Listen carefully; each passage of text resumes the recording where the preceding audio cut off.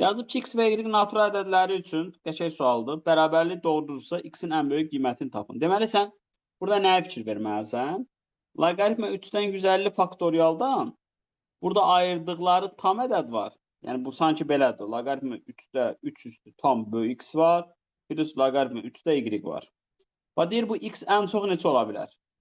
Bu sual gəlir, nəyə çıxır sizcə? Faktoriallar arasında vardı. 150 faktorialda Neçədən 3-ün ən böyük qüvvətini tap.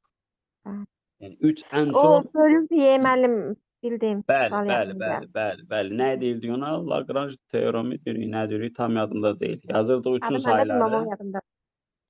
Plus 150-ni bölürdük 9-a. 9-a. Yəni 3-ün kvadratına, 3-ün Sonra kubuna, 27-yə. 3-ün kubuna, 3 üstü 4-ə 81-ə. daha bölmə. Çünki opsun bölsün 0 eləyəcək. Bunlar da tam hissələridir. Yəni 150-ni böldün 50. 50. 50-ni də 3-ə bölürsən Bir 16. dəfə. 16-nı da 3-ə bölürsən 5. Bu dəfə də 1.